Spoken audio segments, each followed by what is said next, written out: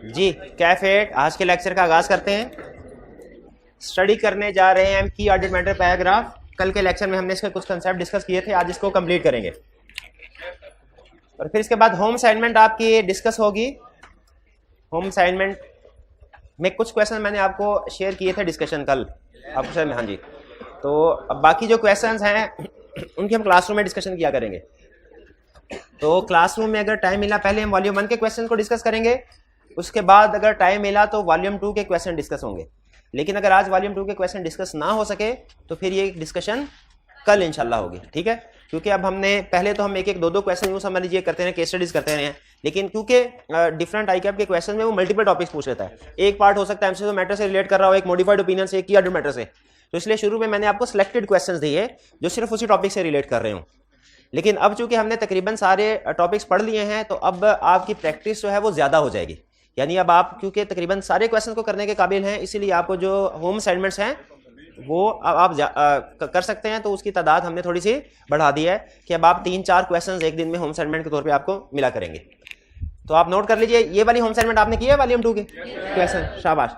ये अगर टाइम मिला तो आज हम इसको डिस्कस करेंगे और मैं चेक करूंगा, नहीं तो फिर कल इस असाइनमेंट के साथ चेकिंग होगी, ठीक है। हाँ जी, ये आज की भी असाइनमेंट नोट कर लें, यानी आज वाली असाइनमेंट भी कल चेक करूंगा मैं और कल वाली असाइनमेंट जो गुजर गया कल, इसकी असाइनमेंट भी फिर कल चेक होगी। प्रीवियस लेक्चर में से की ऑडिट मैटर हम डिस्कस कर रहे थे, इसमें से कोई क्वेश्चन पूछना चाहते हो पूछ लीजिए जी।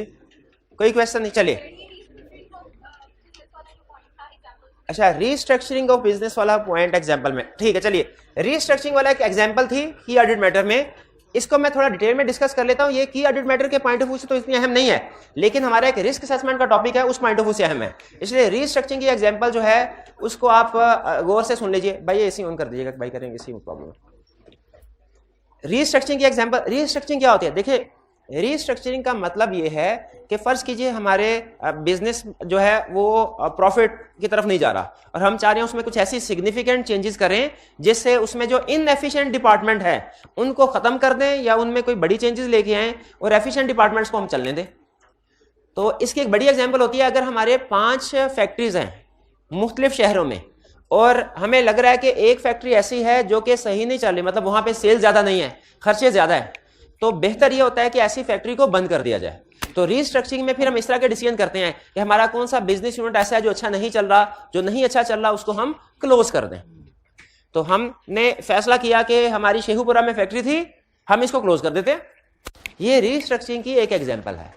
अच्छा, अब ये की ऑडिट मैटर कैसा है ये सुन लें और इसमें प्रॉब्लम क्या आती है ये सुन लें, क्योंकि हमने ये स्टडी किया है कि ऐसे मैटर जिनमें सिग्निफिकेंट रिस्क होता है वो की ऑडिट मैटर हो सकते हैं। फैक्टर्स में हमने पढ़ा ना जिनमें सिग्निफिकेंट रिस्क हो, कॉम्प्लेक्स, तो इसमें सिग्निफिकेंट रिस्क क्या होता है रीस्ट्रक्चरिंग में, ये सुन लें।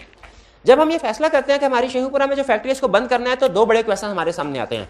पहला क्वेश्चन ये आता है कि उसमें जो एसेट्स पड़े हुए हैं उनका क्या करना है, क्या उनको मुल्तान वाली फैक्ट्री में शिफ्ट कर दिया जाए? इसका जवाब है नहीं, मुल्तान वाली फैक्ट्री में तो अपने एसेट पड़े हुए हैं और फिर यहाँ से ट्रांसपोर्टेशन कास्ट भी बहुत ज्यादा मुश्किल होता है, हर एसेट को तो आप इस तरह उठा के नहीं पहुंचा सकते, तो इनको बेचना पड़ता है, इनको क्या करना है, डिस्पोज करना पड़ता है। पहला इशू।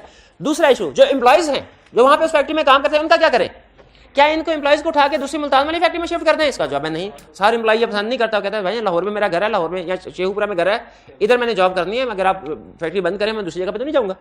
लेकिन चूंकि आप मुझे अचानक जॉब से निकाल रहे हैं, फैसला अचानक किया आपने, तो मुझे कुछ कंपनसेशन दीजिए, जिसे हम क्या, रिडंडेंसी पेमेंट, शाबाश, रिडंडेंसी पेमेंट। ये 2 बड़े इश्यूज होते हैं जब कभी कोई फैक्ट्री को क्लोज किया जाता है, यहाँ रीस्ट्रक्चरिंग की जाती है। ये 2 बड़े, जब कभी रीस्ट्रक्चरिंग का नाम आ जाए, क्लोजर ऑफ फैक्ट्री का नाम आ जाए केस स्टडी में, आपके जहन में 2 इश्यूज आ जाने चाहिए। कौन सा? एक, फिक्स एसेट का क्या करना है, दूसरा एम्प्लॉइज का क्या करना है। फिक्स एसेट का क्या करना है, अकाउंटिंग ये कहती है कि आपने इसको अब चूंकि डिस्पोज कर रहे हैं, इसके लिए अलग स्टैंडर्ड है, इस पे IAS 16 अप्लाई नहीं होता, आपने इसको फेयर वैल्यू पे शो करना है करंट एसेट में। IFRS हेल्ड फॉर सेल पढ़ा हुआ आपने?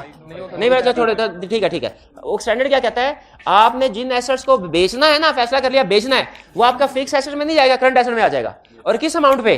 फेयर वैल्यू पे। पहली चीज ये। अब मुझे खुद बताइए, फेयर वैल्यू पे एसेट्स को रिगार्ड करना है तो एक्सपर्ट की जरूरत पड़ सकती है कि नहीं पड़ सकती? ठीक है, तो की ऑडिट मैटर हो गया कि नहीं हो गया? तो इसका मतलब है रीस्ट्रक्चरिंग की ऑडिट मैटर हो गया। अब आगे चलें, एम्प्लॉइज की तरफ चलें।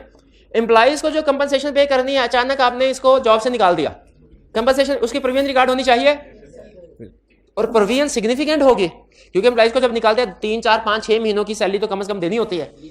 ठीक है, तो ये जो पेमेंट है इसकी प्रोविजन रिकॉर्ड करनी है, ये भी चूंकि सिग्निफिकेंट अमाउंट होती है इसलिए की ऑडिट मैटर है। क्लियर? अच्छा मुझे बताइए एग्जाम में अगर क्वेश्चन आ गया, मैं एडिशनल क्वेश्चन आपसे पूछ रहा हूँ, एसेट्स जो फेयर वैल्यू पे रिकॉर्ड किए गए हैं इनकी अमाउंट को आपने वेरीफाई करना है, एक एविडेंस बता दे, एक सबसे अहम एविडेंस क्या होगा जिससे आपको पता चलेगा कि जो फेयर वैल्यू रिकॉर्ड की गई है वो ठीक है? वैल्यूअर की रिपोर्ट, शाबाश, वैल्यूअर की रिपोर्ट। अच्छा दूसरा, अब ये जजमेंट वाला क्वेश्चन है, लेकिन अगर आपने जवाब दे दिया इसका मतलब है सब्सटेंटिव प्रोसीजर के ऊपर आपकी ग्रिप स्ट्रॉन्ग है अभी तक जो पढ़े। एम्प्लॉइज को हम अचानक निकाल रहे हैं, इनको हमने कुछ कंपनसेशन दे के घर भेजना है, वो कंपनसेशन अगर अभी नहीं दी उसकी प्रोविजन रिकॉर्ड होनी चाहिए। क्लाइंट ने कोई प्रोविजन रिकॉर्ड की है, आपके पास एक बेस्ट सोर्स ऑफ एविडेंस बता दे, एक, ज्यादा नहीं, कैसे कंफर्म करेंगे कि प्रोविजन ठीक रिकॉर्ड हुई? शाबाश, पेरोल शीट से देखेंगे कि उसकी सैलरी कितनी थी और उसका अपॉइंटमेंट लेटर में देखेंगे कि क्या ये तय पाया था कि हम अगर अचानक आपको जॉब नौकरी से जवाब देंगे तो आपको 1 महीने 3 महीने या 6 महीने की एडवांस सैलरी देंगे, ये नॉर्मली लिखा होता है। तो ये आपका जो सैलरी शीट है और अपॉइंटमेंट लेटर है ये बेस्ट सोर्स ऑफ एविडेंस है। किस केस में? जब आप एम्प्लॉइज को टर्मिनेट करते हैं तो उनकी प्रोविजन कितनी रिकॉर्ड करनी है रिडंडेंसी पेमेंट की, इसको वेरीफाई करने के लिए बेस्ट सोर्स क्या है एविडेंस का? पेरोल और अपॉइंटमेंट लेटर, और जो फेयर वैल्यू पे उसने एसेट को रिकॉर्ड किया है इस वैल्यू। तो मुझे खुद बताइए क्या दोनों काम आसान है? मुश्किल है। तो ये की ऑडिट मैटर आएगा कि नहीं आएगा? बिल्कुल आएगा। सेम कंसेप्ट रिस्क असेसमेंट में भी आएगा। यही रिस्क असेसमेंट में कहेगा 3 फैक्ट्रीज थी, एक फैक्ट्री बंद कर दी, आप कहेंगे गोइंग कंसर्न, वो कहेगा काहेगा गोइंग कंसर्न, कोई गोइंग कंसर्न नहीं, 3 में से एक ही है, बाकी 2 चल रही हैं, कंपनी थोड़ी बंद हुई है। और ये किस वजह से बंद किया कि लॉस मेकिंग थी, इसके बंद होने से तो कंपनी प्रॉफिट में जाएगी। लॉस मेकिंग यूनिट बंद करने से कंपनी को गोइंग कंसर्न इशू नहीं आता, बल्कि उल्टा कंपनी के लिए फायदे की बात है, गोइंग कंसर्न से निकलती है कंपनी। क्लियर? और की question? Significant numbers of litigations, यानी बहुत ज्यादा लिटिगेशंस हैं, तो ये इसका मतलब है रूटीन की लिटिगेशन, छोटी मोटी लिटिगेशंस होंगी जो चलती रहती हैं। ठीक है, तो ये एक्सेप्शनल लिटिगेशन नहीं है। एक्सेप्शनल लिटिगेशन होगी जो सिंगल लिटिगेशन आपको क्वेश्चन में एक्सप्लेन करेगा कि इसमें क्या आपने कस्टमर ने प्रोडक्ट जो इस्तेमाल की उससे उसको नुकसान हुआ, ये एक्सेप्शनल लिटिगेशन है। एक क्वेश्चन में उसने कहा आप बिल्डिंग बनाते हैं और उस पर किसी ने अपार्टमेंट लिया था और प्लाजा गिर गया, अब वहां के जो रेजिडेंट था उसने आपके खिलाफ केस फाइल कर दिया, ये क्या एक्सेप्शनल लिटिगेशन है कि नहीं? बिल्कुल एक्सेप्शनल लिटिगेशन। एक क्वेश्चन में उसने कहा आप गाड़ियां बनाते हैं और उसका जो ब्रेक सिस्टम है वो फेल हो गया, कस्टमर का एक्सीडेंट हो गया, एक्सेप्शनल। जब भी आपको लिटिगेशन की डिटेल बताना शुरू करते हैं ना तो एक्सेप्शनल है। आपके सफाई कर रहे थे, आप अपने रेस्टोरेंट था सफाई कर रहे थे, गीला फर्श था, आपने उसके ऊपर वो फ्लोर इज वेट ये नोटिस नहीं लगाया, कस्टमर आया गिर गया, टांग टूट गई, उसने केस कर दिया आपके खिलाफ, एक्सेप्शनल लिटिगेशन है। आप कोई कॉस्मेटिक्स के क्लाइंट था, वो क्रीम बनाते थे, वैसी क्रीम बनाई, ऐसा केमिकल डाला उसने, जिसने मुंह पे लगाया चेहरा जल गया, तो केस फाइल कर दिया। नहीं एग्जांपल केस स्टडीज में होता है भाई, ऐसे केस स्टडीज में एग्जांपल, ये क्या, ये एक्सेप्शनल। जब कभी केस स्टडी में आपको कोई एक्सप्लेन करना शुरू कर दे किसी केस के बारे में, समझ लिया एक्सेप्शनल है, तभी एक्सप्लेन कर रहा है। और ये तो आपको सिंपल रूल बताया ना, अगर आपको ना पता चले एक्सेप्शनल लिटिगेशन है कि नहीं तो एक्सेप्शनल केस एग्जाम में आ गई तो एक्सेप्शनल ही है। ठीक है जी। और कोई क्वेश्चन? तो एक्सेप्शनल है तो क्या करना फिर हमने? एमसीज और मैटर की तरफ लेके जाना। ठीक है, तो अगर केस स्टडी में एक्सेप्शनल लिटिगेशन है और उसने डिस्क्लोज नहीं किया हुआ फाइनेंशियल स्टेटमेंट्स में, तो क्या करेंगे? एमसीज और मैटर के अदर मैटर, अभी वो एमसीज और मैटर बोलने लगी थी। एमसीज और मैटर नहीं आएगा, क्यों नहीं आएगा एमसीज और मैटर? डिस्क्लोज नहीं किया हुआ, डिस्क्लोज नहीं किया हुआ तो मिस स्टेटमेंट है, ये क्वालिफाइड या एडवर्स ओपिनियन सेक्शन में जाएगा। ठीक, और कोई क्वेश्चन?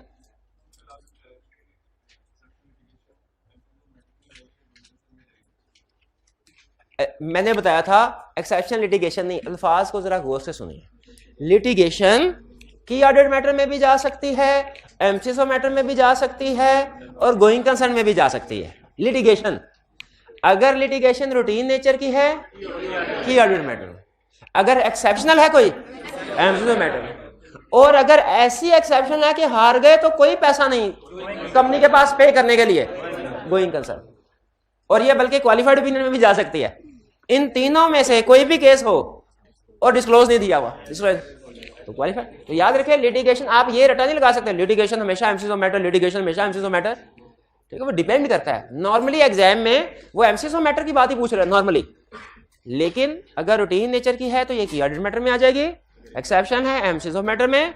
अगर उसके साथ एडिशनल इंफॉर्मेशन देता है कि कंपनी इसको हैंडल करने के काबिल नहीं है, बंद हो जाएगी, तो फिर क्या गोइंग कंसर्न का इशू आ जाएगा। ठीक है, और अगर सही तरीके से डिस्क्लोज नहीं की हुई इसको, मिस स्टेटमेंट। ठीक है, वो पुराने जमाने में अभी आप देखते हैं जो सिगरेट का डब्बी होती है उसके ऊपर क्या लिखा होता है, तम्बाकू सेहत के लिए नुकसानदेह है, बस यही पता करना था। तो पहले ये नहीं लिखा होता था, जब ये इंडस्ट्री स्टार्ट हुई ना पहले ये नहीं लिखा होता था। तो एक कस्टमर ने इसको इस्तेमाल किया, उसे कैंसर, लंग कैंसर हो गया, उसने कंपनी के खिलाफ केस फाइल कर दिया कि इनकी प्रोडक्ट जो है वो डेंजरस है, इसको बैन किया जाए लिटिगेशनली। और उसने कोई उस वक्त का शायद $2 मिलियन का केस था या पाउंड का, वो जीत लिया। अब वो अमाउंट इतनी थी कि वो कंपनी के पास पे करने के लिए पैसे, उसके बाद कंपनी बंद हो गई। लेकिन अगर ये केस जब चल रहा था, जब ये केस सर अभी पेंडिंग है, फैसला नहीं आया, आप उस वक्त इसके ऑडिटर होते तो रिपोर्ट पे क्या इंपैक्ट आता? आप मटेरियल अगर सही डिस्क्लोजर दिया हुआ है तो material uncertainty related to going concern कर लेते हैं। अगर 31 दिसंबर ईयर एंड है और ये केस 31 दिसंबर पे अभी पेंडिंग है तो आपकी रिपोर्ट पे क्या इंपैक्ट आता? क्या गोइंग कंसर्न, क्या गोइंग कंसर्न का मतलब क्या है? पूरी बात करें ना, ऑडिटर अनमोडिफाइड ओपिनियन देगा और material uncertainty related to going concern का पैरा ऐड करेगा। अच्छा फर्ज कीजिए, सुनिए कि आपने डिसाइड किया कि रिपोर्ट देनी थी 25 अप्रैल को, आपने 10 अप्रैल को डिसाइड किया ऑडिट हमारा तकरीबन कंप्लीट हो गया है, रिपोर्ट बना रहे हैं, आपने मटेरियल अनसर्टेनिटी का पैरा ऐड करने का फैसला कर लिया, 20 अप्रैल को केस का फैसला आ गया और वो कंपनी के खिलाफ है। अब क्या होगा? कंपनी ने इसको डिस्क्लोज कर दिया, अब material uncertainty related to going concern का पैराग्राफ नहीं आएगा, फिर क्या आएगा? इंपैक्ट ऑन रिपोर्ट बताइए। हाथ उठा के इंपैक्ट ऑन रिपोर्ट बताएं। इंपैक्ट जी मेरे भाई आप बताएं। जी आप बताएं।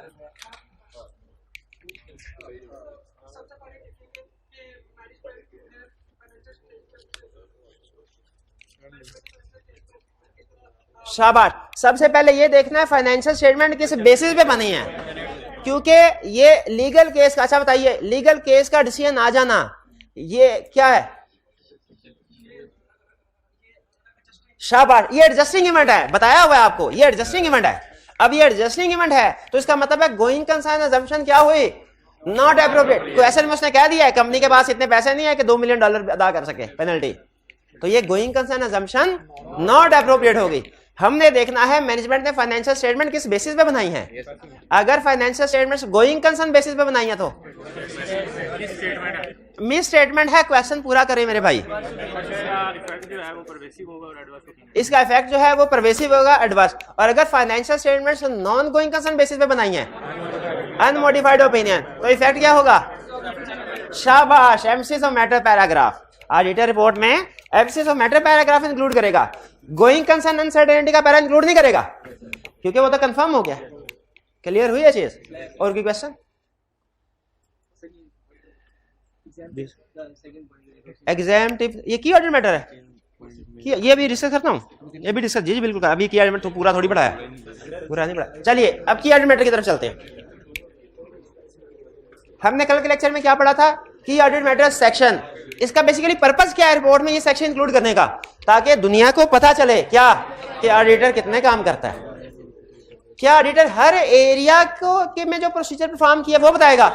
नहीं, मोस्ट सिग्निफिकेंट एरियाज के मोस्ट सिग्निफिकेंट प्रोसीजर बताएगा, यानी 2-3 एरियाज के, और उन एरियाज के भी 3-4 प्रोसीजर, 2-3 प्रोसीजर बस, लंबे चौड़े नहीं, पूरे के पूरे ऑडिट प्रोसीजर नहीं। यानी हर एरिया का हर प्रोसीजर रिपोर्ट में नहीं बताया जाता, वरना तो रिपोर्ट हजारों सफ़ा की हो जाए। मोस्ट सिग्निफिकेंट एरियाज के जो मोस्ट सिग्निफिकेंट प्रोसीजर्स हैं वही बताए जाते हैं। यानी पूरे ऑडिट में जो 2-3 सबसे अहम एरियाज थे वो, और उन एरियाज के भी जो 2-3 सबसे अहम प्रोसीजर थे वो बताए जाएंगे की ऑडिट मैटर में। ठीक है, क्या की ऑडिट मैटर सेक्शन हर कंपनी की रिपोर्ट में इंक्लूड किया जाता है? लिस्टेड कंपनी की रिपोर्ट। क्या ऐसा पॉसिबल है कि कोई लिस्टेड कंपनी हो और की ऑडिट मैटर सेक्शन ना हो? जब डिस्क्लेमर ऑफ ओपिनियन एक्सप्रेस करते हैं, शाबाश, तो उस सूरत में अगर डिस्क्लेमर ऑफ ओपिनियन एक्सप्रेस करें की ऑडिट मैटर सेक्शन नहीं आएगा, वरना हर केस में की ऑडिट मैटर सेक्शन आएगा। अच्छा, अनलिस्टेड कंपनी में आएगा? रिक्वायर्ड बाय लॉ नहीं है, अगर जरूरी समझे तो आ सकता है। जैसे नॉर्मली ऐसी कंपनी जिनमें पब्लिक इंटरेस्ट इन्वॉल्व होता है, उनमें वो अनलिस्टेड भी हो, अगर तो उनमें की ऑडिट मैटर इंक्लूड किया जा सकता है। रिक्वायर्ड नहीं है, जजमेंट पे डिपेंड करता है। ये हो गया की ऑडिट मैटर सेक्शन। की ऑडिट मैटर क्या होता है? हमने स्टडी किया था, हमने डेफिनेशन में 3 चीजें पढ़ी थी की ऑडिट मैटर की। मोस्ट सिग्निफिकेंट सॉरी नहीं, पहले मैटर्स कम्युनिकेटेड विद दो topic वर्नस more significant current period, ये 3 चीजें पूरी होती है तो की ऑर्डर मैटर की डेफिनेशन बनेगी, वरना नहीं। आपको याद है एमसीक्यू मैटर में भी आपको हाईलाइट करवाया था ये अहम लफ्ज है, अदर मैटर में भी करवाया था ये लफ्ज है, की ऑर्डर मैटर में भी करवा दिया। अब देखें कैसे डिसाइड करेंगे आप। अच्छा मुझे बताइए, क्या स्टैंडर्ड ने लिस्ट दी हुई है हमें कि भाई ये की ऑर्डर मैटर है बस, जहां आए ये इनके अलावा कोई नहीं? स्टैंडर्ड की कभी भी पूरे सारे स्टैंडर्ड छान लें, कहीं पे भी स्टैंडर्ड की ये आदत नहीं है कि वो ये कहे यही लिस्ट है और यही कंप्लीट है, ना एक चीज आगे ना एक चीज पीछे, ऐसे स्टैंडर्ड की आदत नहीं है। क्यों नहीं है? वो ये तो कहता है कि नॉर्मली इन चीजों के ऊपर एमसीक्यू मैटर दिया जाता है, नॉर्मली इन चीजों के ऊपर अदर मैटर दिया जाता है, नॉर्मली इन चीजों पे गोइंग कंसर्न अनसर्टेनिटी पहला दिया जाता है, नॉर्मली इन चीजों के ऊपर की ऑर्डर मैटर दिया जाता है, नॉर्मली के साथ लिस्ट दे देता है नॉर्मली के, क्योंकि उसको पता है कि प्रैक्टिकल लाइफ बड़ी कम्प्लेक्स है, बड़ी डिफरेंट है, हर क्लाइंट दूसरे क्लाइंट से डिफरेंट है। हो सकता है एक क्लाइंट के फिक्स एसेट उसने रिवैल्यूएशन मॉडल पे अडॉप्ट किए हो, दूसरे ने कॉस्ट में रखे हो, तो मैं हमेशा कह दूं फिक्स एसेट की ऑर्डर मैटर है तो गलत हो जाएगा। रिवैल्यूएशन वेरीफाई करना मुश्किल है, कॉस्ट वेरीफाई करना आसान है, इनवाइसेस होती हैं ठक वेरिफिकेशन हो जाती है। जबकि रिवैल्यूएशन को आई हो तो हमने एक्सपर्ट को भी वैल्यूएट करना है, उसकी फील्ड की अंडरस्टैंडिंग भी ऑब्टेन करनी है, उसके वर्क की एडिक्वेसी को भी वैल्यूएट करना है, तो मुश्किल है वो। ठीक है, तो एरिया टू क्लाइंट वेरी कर, इसलिए हमेशा याद रखिए स्टैंडर्ड लिस्ट देता जरूर है, लेकिन उसके नीचे एक बात लिखता है क्या कि भैया ये लिस्ट कंप्लीट नहीं है, ये एग्जॉस्टिव लिस्ट नहीं है, इसमें कमी बेशी मुमकिन है, कमी भी हो सकती है बेशी भी हो सकती है। इसलिए अहम चीज आपके लिए एग्जाम्पल, प्रैक्टिस में अहम चीज एग्जाम्पल नहीं है, प्रैक्टिस में अहम चीज है डेफिनेशन और वो फैक्टर्स जिनको सामने रख के आपने डिसाइड करना है। प्रैक्टिस में क्या चीज अहम है? डेफिनेशन और वो फैक्टर्स। लेकिन एग्जाम पॉइंट ऑफ व्यू से क्या चीज अहम है? एग्जाम, क्योंकि आई कैप एग्जाम में आपसे जजमेंट नहीं अप्लाई करवाता, उसे पता है हमारे स्टूडेंट के पास प्रोफेशनल जजमेंट एक्सपीरियंस ही नहीं है, तो इसीलिए एग्जाम में वो एग्जाम्पल्स के ऊपर फोकस करेगा। लेकिन ये कंसेप्ट बहरहाल ज़हन में रखिएगा कि एग्जाम्पल्स में कमी बेशी मुमकिन है, कमी बेशी मुमकिन है। अगर एग्जाम में क्लियरली कह दे कि रीवैल्यूएशन करवाई है, लेकिन वो जो एसेट्स है ना वो इममटेरियल है, वो क्लास ऑफ एसेट्स जिसकी रिवैल्यूएशन इममटेरियल है, तो और आपने डायरेक्टर्स को इस बारे में कोई बात नहीं बताई हुई, तो बताइए की ऑर्डर मैटर आएगा कि नहीं आएगा? नहीं आएगा, क्योंकि कुछ क्वेश्चन में उसने खुद से कह दिया। तो आपने ज़हन में ये रखना है कि लिस्ट दी है, नॉर्मली इस लिस्ट के बेस पे ही हम डिसीजन करेंगे, लेकिन अगर वो कह दे कि इस लिस्ट के अलावा भी कोई चीज है जिस पे कंडीशन पूरी हो रही है, तो हम क्या कहेंगे? हम कहेंगे इधर की ऑर्डर मैटर आएगा। और अगर इस लिस्ट में से कोई चीज उठा के कह दे कि कंडीशन पूरी नहीं हो रही, कमी बेशी पॉसिबल है, ये ज़हन में रखिएगा। लेकिन नॉर्मली हम जब डिसीजन मेकिंग करेंगे नॉर्मली लिस्ट की बेस पे ही करेंगे। अगर क्वेश्चन रेगुलर चल रहा है तो हम लिस्ट की बेस पे, लिस्ट में जो चीज आ गई उसके ऊपर की ऑर्डर मैटर, एमसीक्यू मैटर की लिस्ट में जो चीज आ गई एग्जाम में वो एमसीक्यू मैटर, इसी तरह अदर मैटर। ठीक है, ये पूरी ऑडिट रिपोर्ट की केस स्टडी में आपको सक्सेस फैक्टर क्या बताया हुआ भला? एग्जाम्पल्स, जिसको मिस स्टेटमेंट की एग्जाम्पल, स्कोप लिमिटेशन की example, MCQ matter, other matter, going concern, की ऑर्डर मैटर, एग्जाम्पल याद है, रिपोर्ट का क्वेश्चन उसके फिंगर टिप्स पे एग्जाम्पल कर। अच्छा, इसके बाद अब ड्राफ्टिंग की तरफ आते हैं। ड्राफ्टिंग करनी है, ड्राफ्टिंग कैसे करेंगे भाई? डिसाइड कर लिया हमने कि ये मैटर की ऑर्डर मैटर है कि नहीं, आपने ऑडिट किया, आपके सामने कोई टोटल फाइनेंशियल स्टेटमेंट में 30 एरियाज थे, आपने डिसाइड किया है कितने कितने एरियाज के बारे में डिसाइड करेंगे कि ये की ऑर्डर मैटर्स है? 2 के 3, एक डिसीजन लेना, दो। इन्होंने कहा कि जी 2 मैटर्स ऐसे हैं जो हमारे की ऑर्डर। अब डिसाइड कर लिया, नेक्स्ट स्टेप क्या है? उसको ड्राफ्ट करना है, उसको लिखना है। भाई लिखना भी तो सीखते हैं हम। अनमोडिफाइड ओपिनियन जब हमने पढ़ा क्या होता है, उसकी ड्राफ्टिंग सीखी। एमसीक्यू मैटर जब हमने पढ़ा क्या होता है, ड्राफ्टिंग सीखी। अदर मैटर पढ़ा क्या होता है, ड्राफ्टिंग सीखी। गोइंग कंसर्न अनसर्टेनिटी क्या होता है, ड्राफ्टिंग सीखी। तो की ऑर्डर मैटर क्या होता है, पढ़ लिया, तो उसकी ड्राफ्टिंग भी तो सीखनी चाहिए, क्योंकि आई कैप ये चाहता है ये पेपर जब आप पढ़ लें उसके बाद इस काबिल हो किसी भी कंपनी की ऑडिट रिपोर्ट बनाना चाहे बना सके। तो ड्राफ्टिंग आएगी तो बनाएंगे ना, ड्राफ्टिंग आएगी तो बनाएं। तो ड्राफ्टिंग, किसकी ड्राफ्टिंग सीख रहे हैं? अब सुन लीजिए, अब आपके पास वो ऑडिट रिपोर्ट पड़ी हुई है, वो पुरानी कहीं पे अगर पड़ी हो आपके पास मोबाइल में, तो वो निकाल के देखिए, इसको मैच कर लिए, अभी नहीं तो घर जाके देख लीजिएगा, मैच कर लीजिएगा क्या ये ड्राफ्टिंग जो समझाई है उस रिपोर्ट में इसी तरीके से है। सुनने ड्राफ्ट कैसे करना है, सबसे पहले आपने रिपोर्ट के अंदर डिसाइड करना है प्लेसमेंट क्या होगी, प्लेसमेंट क्या होगी। और नॉर्मली ये की ऑर्डर मैटर कहां दिया जाता है? ओपिनियन के बाद, एमसीक्यू मैटर के बाद। की ऑर्डर मैटर एमसीक्यू मैटर के बाद आता है नॉर्मली, इसका दर्जा थोड़ा कम, लेकिन बहरहाल ये इंडिविजुअल मैटर पे डिपेंड करता है, क्योंकि हमने एमसीक्यू मैटर में पढ़ा था कि अगर की ऑर्डर मैटर्स आते हैं दोनों की रिलेटिव सिग्निफिकेंस पे डिपेंड करेगा। नॉर्मली ये एमसीक्यू मैटर के बाद आता है, लेकिन पहले भी आ सकता है, स्टैंडर्ड ने जगह रखी हुई है। सबसे पहले आपने रिपोर्ट में मेन हेडिंग देनी है। मेन हेडिंग क्या होगी? की ऑडिट मैटर, अंडरलाइन कर लिया, ये सेक्शन शुरू हुआ है। फिर इसके बाद सब हेडिंग देनी है। सब हेडिंग से क्या मुराद है कि वो कौन सा मैटर था। जैसे आपने की ऑडिट मैटर दिया ना, बताइए किस मैटर के ऊपर की ऑडिट मैटर दिया आपने जी? Revaluation of fixed assets. आपने बताइए की ऑडिट मैटर रिपोर्ट में इंक्लूड किया है, किस एरिया पे किया है? सर 3 फैक्टर थी जिसमें से एक फैक्टर बन एरिया बता दो, कोई सा भी एग्जांपल लेनी है। एक्सेप्शनल लिटिगेशन,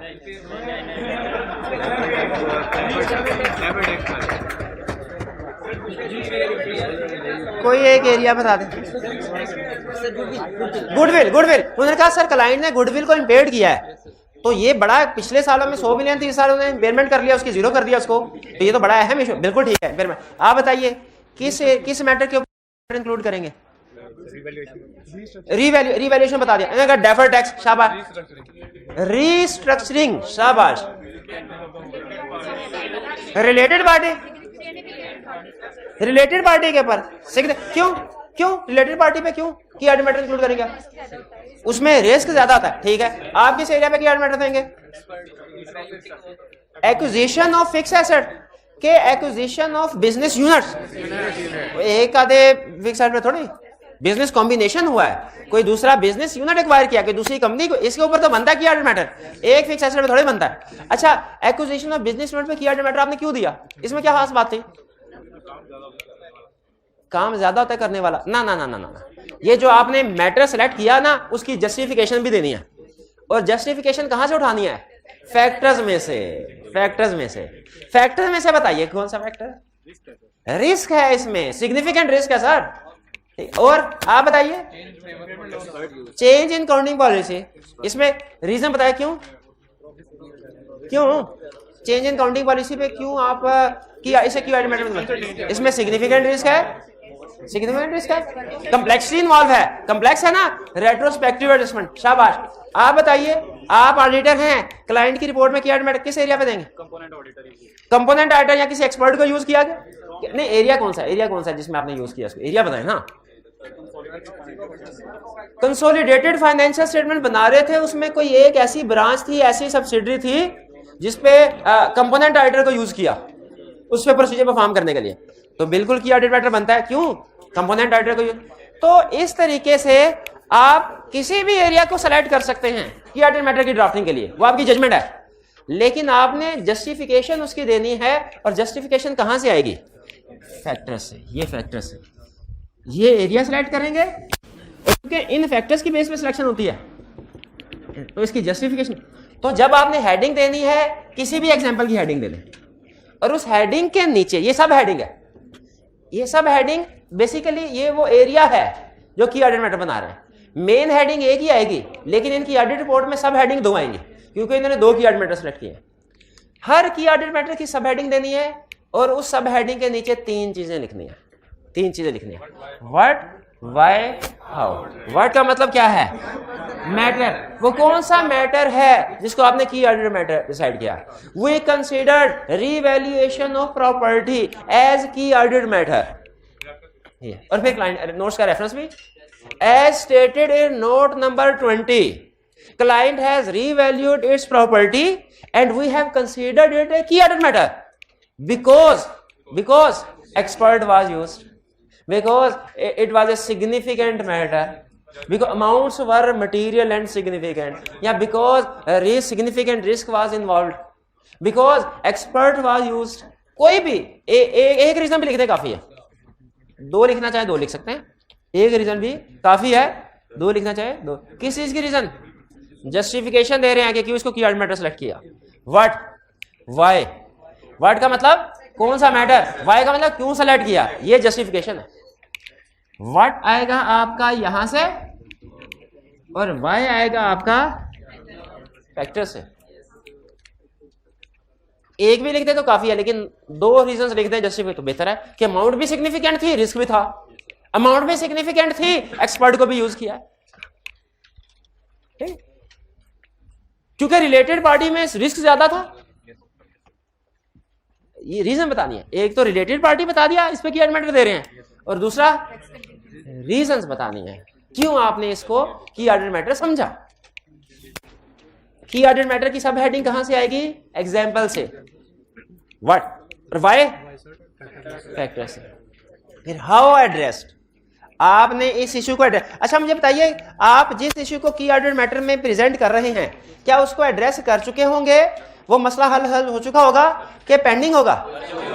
हो चुका होगा। इसीलिए तो किया, अगर रिजॉल्व ना हुआ होता अगर स्टिल में, तो फिर तो ओपिनियन मॉडिफाइड होता ना। इसका मतलब आप उसको एड्रेस कर चुके हैं और उसको एड्रेस करने के लिए प्रोसीजर परफॉर्म किए होंगे।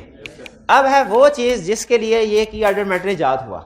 इस सेक्शन में आपने बताना है हाउ एड्रेस, आपने इस इशू को कैसे एड्रेस किया, कौन से प्रोसीजर परफॉर्म किए आपने इस इशू को, इस मैटर को एड्रेस करने के लिए।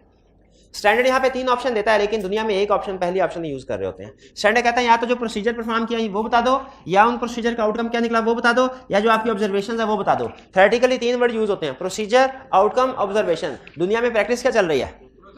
प्रोसीजर बताए जाते हैं। अच्छा कितने प्रोसीजर बताने चाहिए? हमने तो 10 प्रोसीजर परफॉर्म किए हुए, 2 कर ले 3 कर ले। नॉर्मली 3 यानी नॉर्मली की एक रिपोर्ट में की ऑर्डर मैटर भी 3 होते हैं ऑन एवरेज, और हर की ऑर्डर मैटर के प्रोसीजर भी 3 होते हैं। ये 3x3 की गेम है, लेकिन ये ऑन एवरेज है। ऐसा भी हो सकता है किसी क्लाइंट में 5 की ऑर्डर मैटर हो, ऐसा भी हो सकता है किसी पे 1 हो, ऐसा भी हो सकता है किसी पे कोई की ऑर्डर मैटर हो ही ना, और ऐसा भी हो सकता है किसी की ऑर्डर मैटर को एड्रेस करने के लिए 5 प्रोसीजर लिखे हो रिपोर्ट में, और ऐसा भी हो सकता है किसी की ऑर्डर मैटर को एड्रेस करने के लिए 1 प्रोसीजर लिखा हो। लेकिन ऐसा नहीं हो सकता क्योंकि प्रोसीजर ना लिखा हो, कुछ ना कुछ तो करना ही होगा ना। हाँ, लेकिन नॉर्मल आपने एग्जाम में क्या कंसेप्ट लेके जाना है कि 3x3 कि नॉर्मली ऑन एवरेज 3 की ऑर्डर मैटर्स हैं और हर की ऑर्डर मैटर के 3 प्रोसीजर आपने लिख देने करने हैं। ठीक है, एग्जाम में ये नहीं करना सर ने कहा था 1 भी हो सकता है तो मैं सर में 1 ही प्रोसीजर आ रहा है यही नहीं बता दूं बस मार्क्स काट लेगा। एग्जाम में आपने कोशिश करनी है 3 प्रोसीजर हर की ऑर्डर मैटर में बताएं। मैं क्लियर हो गया? नहीं, अभी तो आपको समझ ही भाई देखे, जब तक देखेंगे नहीं कि की ऑर्डर मैटर कैसे होता है तो समझ कैसे आएगी। आपने अभी तक कभी की ऑर्डर मैटर देख, अच्छा रिपोर्ट है आपके पास? कितने स्टूडेंट के पास रिपोर्ट है इस वक्त? शाबाश, रिपोर्ट निकाल के देखे, की ऑर्डर मैटर पढ़े जरा। और जिनके पास रिपोर्ट नहीं है वो दूसरे से रिपोर्ट 5 सेकंड के लिए लेके इसकी तस्वीर ले लें, अपने मोबाइल के पास, अपने मोबाइल में तस्वीर ले लें, शेयर कर लें एक दूसरे के साथ, शेयर करें, पिक्चर लेके वापस कर दें, सिर्फ की ऑर्डर मैटर सेक्शन देखें और इसको पढ़ना है, इसको पढ़ना है। हाँ, बेसिस फॉर ओपिनियन के बाद, क्योंकि इसमें एमसीक्यू मैटर है ही नहीं। बेसिस फॉर ओपिनियन पहले की ऑर्डर मैटर। अच्छा की ऑर्डर मैटर की ना डेफिनेशन दे रहा है पहले, की ऑर्डर मैटर से पहले। की ऑर्डर मैटर कह रहे देखिए आपके सामने आ गया पेज। नहीं इसको भी छोड़ें, इसको छोड़ें, पहले रिपोर्ट के ऊपर आए। बेसिस फॉर ओपिनियन के नीचे की ऑर्डर मैटर की हेडिंग है। अच्छा पहले वो एक्सप्लेन कर रहा है की ऑर्डर मैटर होता क्या है। अच्छा ये अच्छा किया उसने पहले, वरना यूजर को पता नहीं चलता ये होता क्या है। कह रहा है की ऑर्डर matters are those matters that in our professional judgement were of most significance in our audit of the financial statement of current year. Most significant का लफ्ज आ गया डेफिनेशन में, करंट ईयर का लफ्ज आ गया, अंडरलाइन कर दे। सही कह रहा था ना मैं, सही पढ़ाया ना। फिर कह रहा है these matters were addressed in the context of our audit of the financial statement as a whole and in forming our opinion there we do not provide a separate opinion on these matters। यानी कह रहा है ये की audit matter है, ये ना समझना ये कोई ओपिनियन है, ये ओपिनियन सेक्शन नहीं है, ये क्या है, ये ऑडिट मैटर है, इसको ओपिनियन ना समझना। मैंने बड़ी मेहनत की, इसका मतलब ये ना समझना मैं पास भी हो गया। यहां पे हम बता रहे हैं काम क्या किया, ओपिनियन नहीं दे रहे उसके ऊपर। ठीक है, अच्छा वैसे इसमें डायरेक्टर वाली बात उसको करनी चाहिए थी। 2 चाबी गवर्नेंस को कम्युनिकेट किया, ये तो उसने नहीं लिखा ना, लिखना चाहिए, उसने लिखना चाहिए था। नहीं एक बनने नहीं, ठहर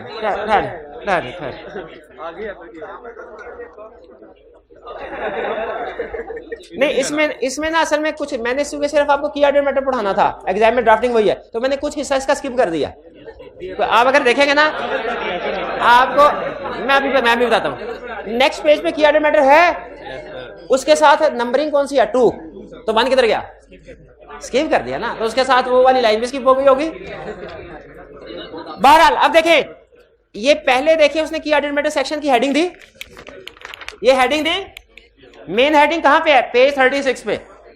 सब हेडिंग किधर है, क्या सब हेडिंग पढ़ के बताएं, company's exposure to litigation risk. अच्छा अब इसमें देखें आपको दो कॉलम नजर आ रहे हैं, ठीक है, मैं तब तक आपकी और ड्राफ्टिंग एक और एग्जांपल सेट करता हूं। आपने इन दोनों कॉलम को पढ़ के मुझे बताना है कि वर्ड किधर है, उसको सर्कल करके हाईलाइट करना है, वाई किधर है, उसको सर्कल करके हाईलाइट कर दे, और हाउ एड्रेस किधर है, ये आपने हाईलाइट पहचाने। इनमें से वर्ड किधर है, वाई किधर है, हाउ किधर है, लिखे जल्दी करें, पढ़ के बताएं, पढ़ के बताएं।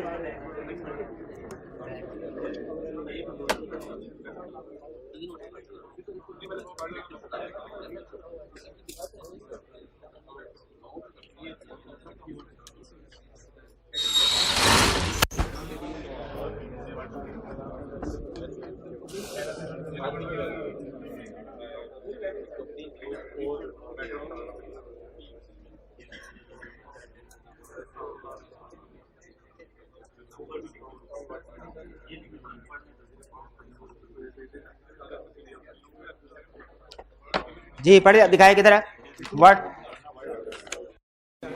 पढ़ लिया, ठीक है। नोट्स का रेफरेंस दिया हुआ इसने, मसला बताया हुआ कौन सा मसला है, और रीजन भी वाई किधर बताया हुआ है। दूसरे लेफ्ट साइड का जो ऊपर वाला पैराग्राफ है ये वर्ड, जो नीचे वाला पैराग्राफ है ये वाई, और राइट साइड वाला हाँ उसमें अच्छा कितने प्रोसीजर बताए हैं इसने, 3 नहीं है 5 है, बुलेट बना के गिनती नहीं आती, 5 प्रोसीजर्स हैं। इनमें से आप बता सकते हैं कितने प्रोसीजर आपको पढ़ के समझ आ गए हैं, पढ़ के जरा देखें। अगर ये आपको समझ, इसमें से 3 भी समझ आ गए ना 5 में से, तो इसका मतलब है आप प्रैक्टिकल लेवल पे पहुंच गए हैं, प्रैक्टिस की चीजें समझ आना शुरू, क्योंकि प्रैक्टिस की रिपोर्ट है ना।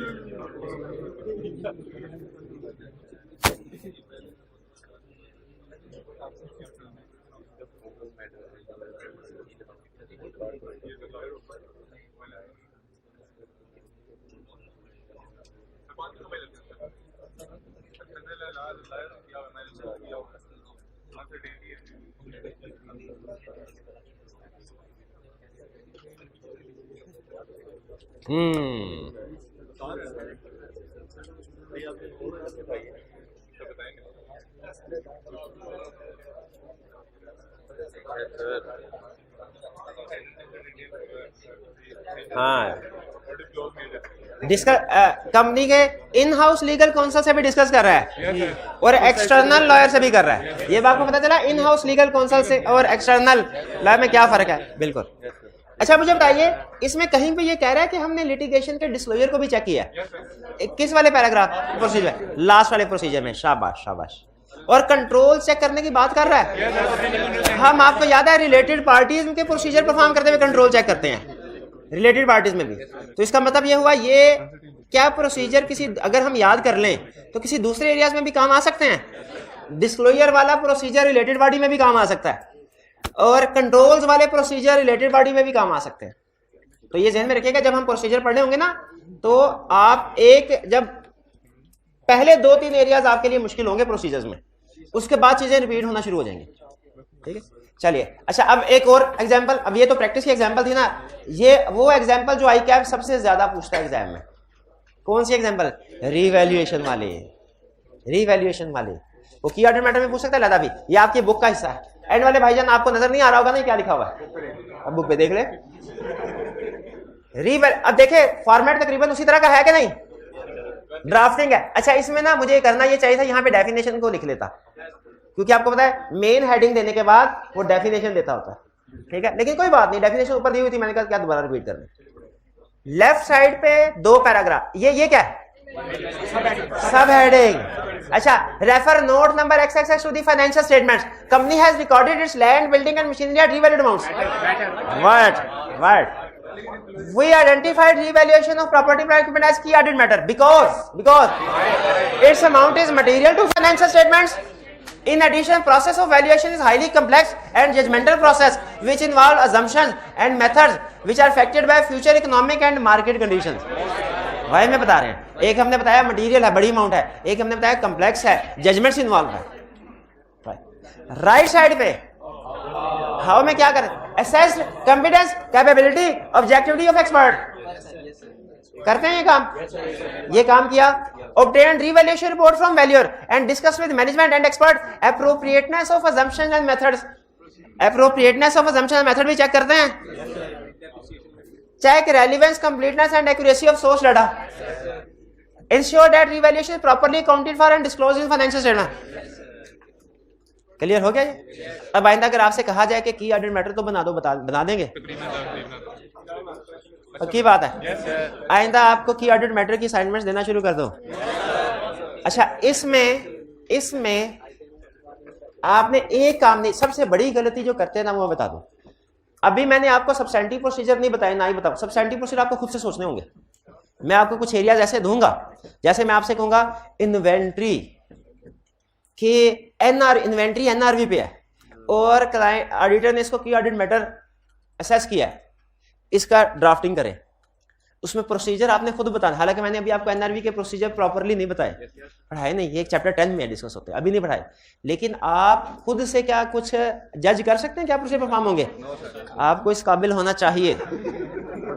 हाँ, इसमें एक चीज का ध्यान रखना है आपने, इररेलेवेंट प्रोसीजर नहीं लिखना, क्योंकि प्रोसीजर में जब वो एग्जामिनर कमेंट्स दे रहे हैं ना, प्रोसीजर वाले क्वेश्चन में एग्जामिनर कमेंट्स दे रहे हैं ना, उनमें एक कॉमन मिस्टेक जो स्टूडेंट्स की बता रहा है वो ये कि मैंने पूछा है रिवैल्यूएशन वाले, वो कॉस्ट वाले भी लिख देते हैं। स्टूडेंट कहता है हम इसकी परचेज प्राइस चेक करेंगे, ये फिक्स एसेट्स कितने में खरीदा गया।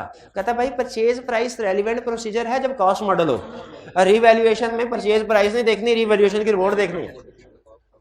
ठीक है, अच्छा मुझे बताइए, डेप्रिसिएशन चेक करना है कि सही है, ये रिवैल्यूएशन मॉडल में रेलिवेंट प्रोसीजर है कि नहीं? अच्छा, रीवैल्यूड एसेट्स की डेप्रिसिएशन रिकॉर्ड होती है?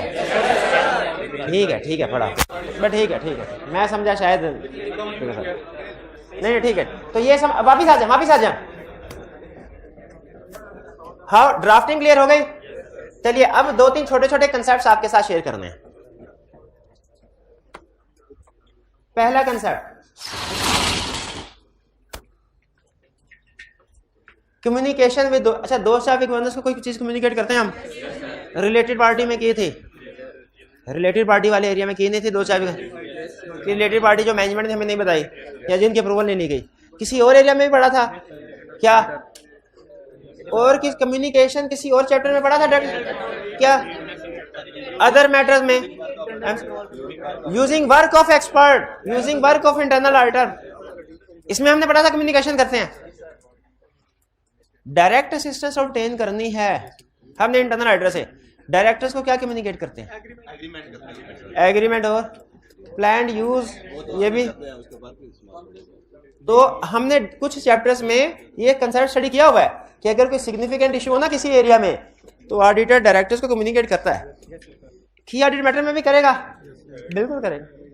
अच्छा, एक तो ये है कि सिलेक्शन ही ऑडिटर उन मैटर्स में से करता है जो डायरेक्टर्स को कम्युनिकेट किए गए हों, लेकिन स्टिल देखिए डायरेक्टर्स को ना 20 मैटर्स कम्युनिकेट किए गए हैं, इनमें से कौन से 2, 3 या 4 को की ऑडिट मैटर हम समझ रहे हैं, ये डायरेक्टर्स को लादा से बताते हैं, दोबारा बताते हैं। दोबारा क्यों? क्योंकि पहले हमने सिर्फ सिग्निफिकेंट मैटर्स भेजे थे, अब उनमें से जिनको हमने की ऑडिट मैटर डिसाइड किया वो बता रहे हैं। बताना जरूरी है, स्टैंडर्ड ने कहा जरूरी है तो जरूरी है। अच्छा, और अगर फर्ज कीजिए, क्या ऐसा पॉसिबल है कि किसी ऑडिट में कोई भी की ऑडिट मैटर ना हो? इस सूरत में डायरेक्टर्स को बताएंगे कि नहीं बताएंगे? बताएंगे। क्या बताएंगे? की ऑडिट मैटर नहीं है। अच्छा, अब एक इंटरेस्टिंग क्वेश्चन आपसे, क्या ऐसा पॉसिबल है एक ऑडिट क्लाइंट पे कोई भी की ऑडिट मैटर ना हो? पॉसिबल है। इस सूरत में की ऑडिट मैटर सेक्शन आएगा कि नहीं आएगा? शाबाश, आएगा। उसमें क्या लिखेंगे? We have determined that there is no key audit matter. शाबाश, बिल्कुल। तो ये कंसेप्ट में अब सिर्फ 2 कंसेप्ट आपको बताने, फिर इसके बाद क्वेश्चंस की तरफ चलेंगे। पहला कंसेप्ट, क्या ऐसा पॉसिबल है कि किसी ऑडिट में हमें पता चले कि इसमें कोई की ऑडिट मैटर है ही नहीं? स्टैंडर्ड कहता है पॉसिबल है, इसके एग्जांपल भी देता है। कहता है क्लाइंट बहुत सिंपल है और उसने फर्ज कीजिए ड्यूरिंग द ईयर रजिस्टर हुआ है, तो उसका पहला साल है, 1-2 महीने के ऑपरेशन है, वो भी सिंपल है, तो इसमें आप जज कर सकते हैं कि कोई की ऑर्डर मैटर नहीं, लेकिन इस सिचुएशन में क्या करना फिर? सेक्शन आएगा, सेक्शन में की ऑर्डर मैटर कोई नहीं आएगा, उसकी जगह पे लाइन क्या आएगी? You have determined there is no key ऑर्डर। अब सुने थोड़ी सी ट्रिकी चीज, मटीरियल मिसस्टेटमेंट। मटीरियल क्या की ऑर्डर मैटर है? डेफिनेशन ध्यान में रखें, डेफिनेशन ध्यान में रख के मुझे बताइए क्या मटीरियल मिसस्टेटमेंट की ऑर्डर मैटर है? एक मिनट ठहरे, क्या ये one of the most significant matter है? मैटर है मिस्टर? क्या हम डायरेक्टर्स को कम्युनिकेट करते हैं? करते हैं। क्या करंट पीरियड से रिलेट करते हैं? तो इसका मतलब बाय डेफिनेशन कि मटेरियल मिसस्टेटमेंट या material scope limitation by definition की ऑर्डर्ड मैटर हैं, बाय डेफिनेशन की ऑर्डर्ड मैटर हैं, लेकिन ये मैटर्स की ऑर्डर्ड मैटर में नहीं आएंगे। की ऑर्डर्ड मैटर में सिर्फ इशारा आएगा कि मटेरियल मिसस्टेटमेंट स्कोप लिमिटेशन जो हमने ओपिनियन सेक्शन में बताया ना, उसके अलावा ये दो की ऑर्डर्ड मैटर हैं। रेफरेंस आएगा, मटेरियल मिसस्टेटमेंट या मटेरियल स्कोप लिमिटेशन की ऑर्डर्ड मैटर में नहीं आएगी, हालांकि बाय डेफिनेशन की ऑर्डर्ड मैटर हैं, लेकिन की ऑर्डर्ड मैटर सेक्शन में नहीं। क्यों नहीं आएंगी? उनकी अपनी जगह, लेकिन रेफरेंस आएगा। रेफरेंस कैसे लिखेंगे? इन addition to matters described in basis for qualified opinion section, in addition to matters described in basis for qualified opinion section following are other की ऑर्डर मैटर्स, और फिर आगे की ऑर्डर मैटर्स आएंगे। यानी की order by definition material misstatement scope limitation की ऑर्डर मैटर हैं, की ऑर्डर मैटर हैं, लेकिन वो की ऑर्डर मैटर सेक्शन में नहीं आएंगे, लेकिन उनका रेफरेंस आ जाएगा, उनका रेफरेंस आ जाएगा, इशारा आ जाएगा। लेकिन वो मिस स्टेटमेंट स्कोप लिमिटेशन किधर डिस्कस होगी? बेसिस अपना जो उसका घर है उधर जाएगी, वो modified opinion section, qualified opinion, adverse opinion section. मेरे को समझ आई बात? समझ आई बात? चलें फिर आखिरी क्वेश्चन। आपने ये बताना है कि की ऑडिट मैटर में क्या क्या इंफॉर्मेशन आएगी। केस मैं बताने जा रहा हूं, आपने बताना है की ऑडिट मैटर में क्या क्या इंफॉर्मेशन आएगी। इन्वेंट्री, फिक्स एसेट्स, डेटर्स, तीन एरियाज हैं। तीनों को किसी वजह से ऑडिटर वेरीफाई नहीं कर सका, अल्टरनेटिव प्रोसीजर से भी एविडेंस ऑब्टेन नहीं कर सका। हाथ उठाए, ऐसे नहीं, हाथ उठाए, हाथ उठाए, हाथ उठाए, वन बाय वन। जी मेरे भाई आप बताइए। नहीं आप बताइए हाथ। अच्छा, मेरी रिक्वायरमेंट पता क्या है कि ऑडिट मैटर सेक्शन में क्या इंफॉर्मेशन आएगी। एक मिनट है जो उनको बताने था ऐसा। अच्छा, मैंने पहले बताया ना कि अगर ज्यादा स्टूडेंट जवाब दिया ना बगैर तरतीब के तो पैसे वापस होंगे। ये उनको बताना कि ऑडिट मैटर में सिर्फ रेफरेंस आएगा। अब तो पता चल गया आपको भाई, इसमें की ऑडिट मैटर ही नहीं आएगा। की ऑडिट मैटर दूर की बात है, की ऑडिट मैटर सेक्शन ही नहीं आएगा। क्यों नहीं आएगा? डिस्क्लेमर ऑफ ओपिनियन एक्सप्रेस कर रहे हैं परवेसिव, और डिस्क्लेमर ऑफ ओपिनियन में की ऑडिट मैटर आता ही नहीं पड़ा है। लेकिन अगर ये इफेक्ट मटेरियल होता तो फिर लिखते in addition to matter described in basis for qualified opinion following are other key audit matters. भाई बात समझ आई? यानी सीखा क्या हमने कि अगर ओपिनियन मॉडिफाइड हो रहा है, क्या मॉडिफाइड ओपिनियन है उसके साथ की ऑडिट मैटर आ सकता है? बिल्कुल लेकिन फिर की ऑडिट मैटर में क्या लिखा होगा? तो बताइए, अगर कोई हमने डिसाइड किया कि ऑडिट मैटर है, डेटर्स को बताना है, और अगर डिसाइड किया कोई की ऑडिट मैटर नहीं, फिर इंतजार कर रहे होंगे ना कि की ऑडिट मैटर अभी आया, अभी आया, हम उन्हें बता देंगे भाई कोई की ऑडिट मैटर नहीं आ रहा। बोनस, अगर आपने की ऑडिट मैटर की ड्राफ्टिंग सीख ली, की ऑडिट मैटर की ड्राफ्टिंग सीख ली, तो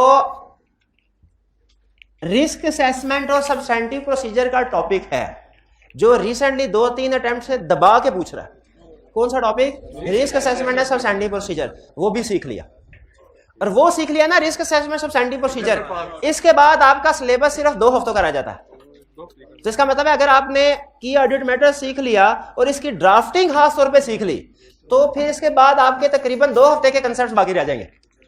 लेकिन मुझे पूरी उम्मीद है ड्राफ्टिंग सीख नहीं पाएंगे आप, आपने प्रैक्टिस करनी नहीं, केस स्टडीज अटेम्प्ट करनी ही नहीं, आपने सोचना ही नहीं कि ये जो एरिया है ये पेनल्टीज वाला या ये एरिया ग्रेजुटी पेएबल वाला या ये जो एरिया है क्रेडिटर्स वाला, इस पे क्या प्रोसीजर परफॉर्म हो सकते हैं, आपने सोचना ही नहीं। आपने इंतजार करना है कि सर जब पढ़ाएंगे तब सोचेंगे, अभी नहीं सोचना, कहीं गलत ना सोच लें, है ना।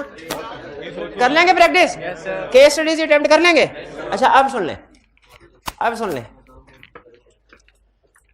ये जो चैप्टर हमने तकरीबन कंप्लीट कर लिया, सिर्फ एक छोटा सा टॉपिक रह गया, कंप्लीट कर लिया ना, ये हमारा सबसे बड़ा चैप्टर था और इसमें कंसेप्ट्स भी सबसे ज्यादा थे, सबसे ज्यादा थे। और अगर आपने इसको समझ लिया है, समझ लिया, तो अब वो टाइम आ गया है कि इसकी अच्छे तरीके से प्रैक्टिस करें। इससे पहले ना आपको असाइनमेंट देते हुए मैं भी डरता था कि कहीं कोई ऐसा क्वेश्चन ना आ जाए जिसका 2 पार्ट तो इस टॉपिक से रिलेट करते हैं, 1 पार्ट अभी आगे पढ़ना है। लेकिन अब आपको असाइनमेंट देते हुए मैं बिल्कुल नहीं घबराऊंगा। क्यों बोला? क्योंकि मुझे पता है जो कुछ भी पढ़ाना था पढ़ा दिया है। अब कोई भी क्वेश्चन आ जाए, सारे कंसेप्ट आप कवर कर चुके हैं। तो अब आपका अगले 1-2 दिन में ना हम कोशिश करेंगे कि पास्ट पेपर्स की बेतहाशा प्रैक्टिस करें, बेतहाशा प्रैक्टिस। क्योंकि पहले क्यों नहीं बेतहाशा प्रैक्टिस की? क्योंकि पहले कुछ हिस्सों में कर रहे थे ना, कुछ हिस्सा पढ़ा कुछ नहीं पढ़ा, कुछ तो वो मजा नहीं आता कि सर आधा सवाल हुआ आधा हुआ ही नहीं, अब क्या दोबारा करेंगे। तो अब चूंकि सारी प्रैक्टिस कर, तो अगले 1-2 दिन दबा के प्रैक्टिस कर, बल्कि अच्छा हुआ, बेहतरीन वक्त था ये ऑडिट रिपोर्ट को खत्म करने का। क्यों भला? हाँ, आगे आपको छुट्टी भी आ गई, तो इसका मतलब है कल जो आपको होम असाइनमेंट मिलेगी, कल होम असाइनमेंट मिलेगी, वो खुश हो जाएंगे आप देख के, खुश हो जाएंगे। लेकिन उससे पहले देखें, अभी आपको होम असाइनमेंट दे पहले सिखा, प्रैक्टिस तो करें ना क्लास में, क्वेश्चन कैसे करने हैं भाई। मैं प्रैक्टिस करवाऊंगा तो आप घर जाके फिर सीखेंगे ना। तो आइए प्रैक्टिस करते हैं।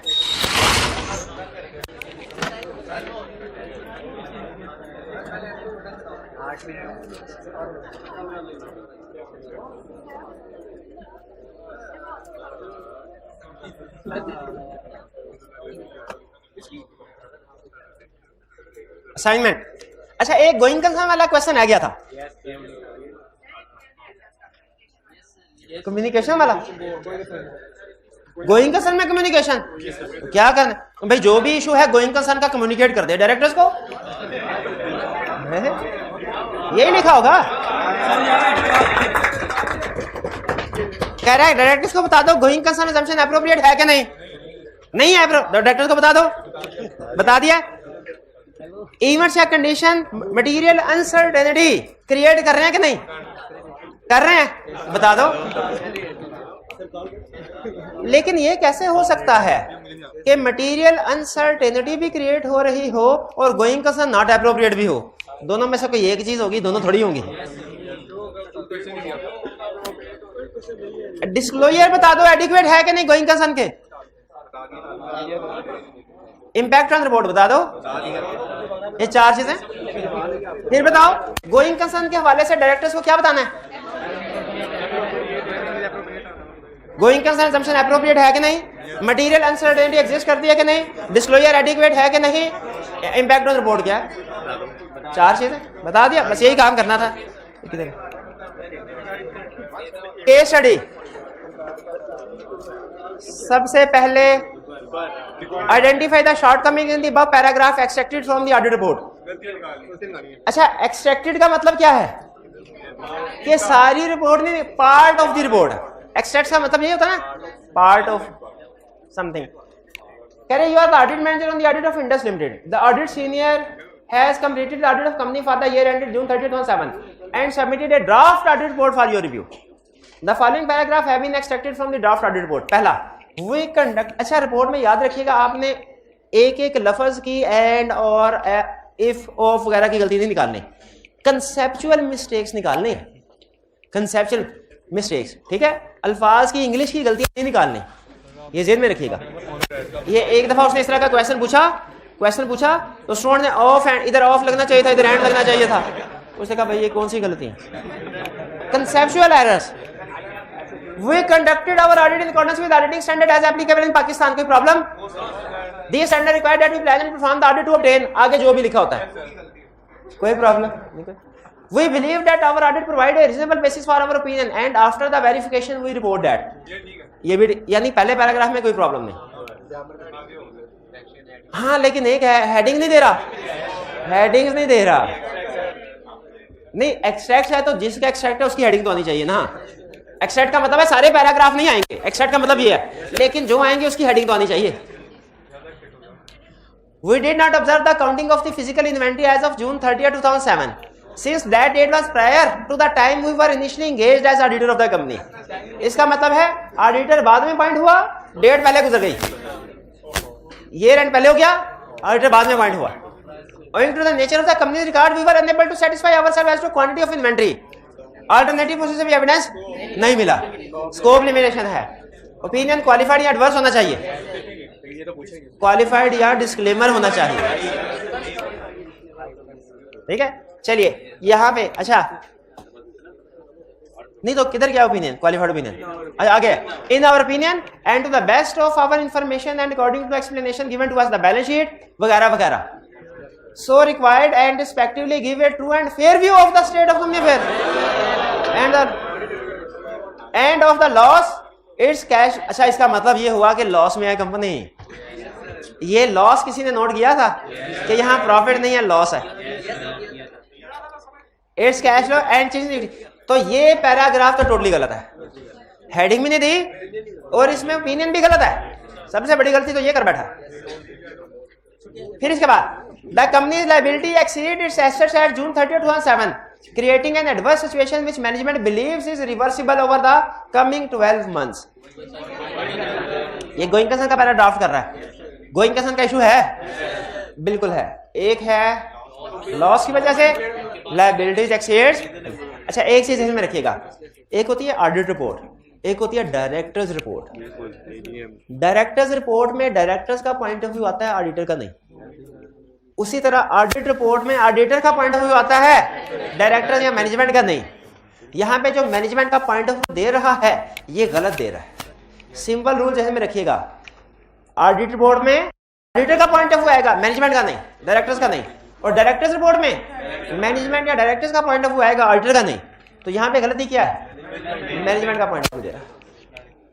Is reversible. अच्छा management further believes that the company is capable of continuing in operation for 12 months from the date of this report. अच्छा यहाँ तो इसमें उसने क्लियरली नहीं बताया गोइंग कंसर्न अनसर्टेनिटी है कि नहीं है. लेकिन अगर अनसर्टेनिटी नहीं होती ना तो फिर हम ये नहीं कहते कि ये मसले थे और कोई अनसर्टेनिटी नहीं है. हम रिपोर्ट में कोई पैरा नहीं ऐड करते. अब रिपोर्ट में पैरा ऐड कर रहा है इसका मतलब क्या है? अनसर्टेनिटी है. लेकिन वो गलती क्या कर रहा है? पहली चीज मैनेजमेंट का पॉइंट ऑफ व्यू ऐड कर रहा है, दूसरी चीज हेडिंग नहीं दे रहा, तीसरी चीज रेफरेंस नहीं दे रहा, चौथी चीज our opinion is not modified ये नहीं दे रहा, पांचवी चीज इवेंट्स या कंडीशन को डिस्कस कर रहा है, मटेरियल अनसर्टेनिटी क्रिएट हो रही है ये नहीं बता रहा. तो पहले पैराग्राफ में से कोई गलती नहीं रखी थी, आखिरी में से 5 गलतियां रख दी है. कौन कौन सी गलतियां रखी? पहली गलती क्या है? आखिरी पैराग्राफ किस चीज का है? ओपिनियन है, बेसिस फॉर ओपिनियन है.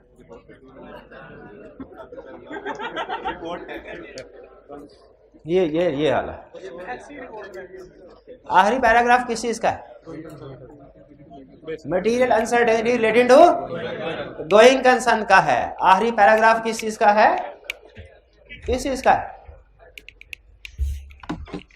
आखिरी पैराग्राफ किस चीज का है? Material uncertainty related to going concern. कितनी गलतियां? पहली गलती क्या है? हेडिंग्स नहीं थी. दूसरी गलती क्या है? मैनेजमेंट का पॉइंट ऑफ व्यू उसने इंक्लूड कर दिया.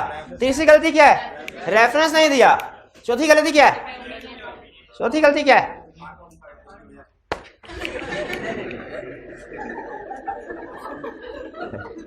चौथी गलती क्या है? ओपिनियन दिया. ओपिनियन क्यों नहीं दिया? हाँ, our opinion is not modified in respect of this matter. ये नहीं लिखा, ये नहीं लिखा. और पांचवी गलती क्या है? मटेरियल अनसर्टेनिटी के बारे में नहीं बताया जो उसे बताना चाहिए था. ये 5 गलतियां हैं. क्लियर हो गई बात? अच्छा अब सुन लें, अब आपकी होम साइड, एक तो कल जो आपको होम असाइनमेंट दी थी ना, जो आपने आज की होगी, जो आज आपने 5 गलतियां थी ना, आवाज आ गई 5 गलतियों की, कौन कौन सी? कौन? दोबारा सुन ले, मैं हाजिर, दोबारा सुन ले। पहली गलती हेडिंग नहीं दी, दूसरी गलती उसने मैनेजमेंट का पॉइंट ऑफ व्यू इंक्लूड किया, तीसरा नोट्स अकाउंट से रेफरेंस नहीं दिया, चौथा our opinion is not modified, ये लाइन नहीं लिखी, पांचवा क्लियर इवेंट्स या कंडीशन को तो लिखा है, ये नहीं लिखा मटेरियल अनसर्टेनिटी एग्जिस्ट करते। क्लियर? अच्छा अब सुन ले, अब सुन ले, आपको जो होम असाइनमेंट दी गई है ना, अगर एक कल वाले क्वेश्चन, कल वाले कितने थे? ये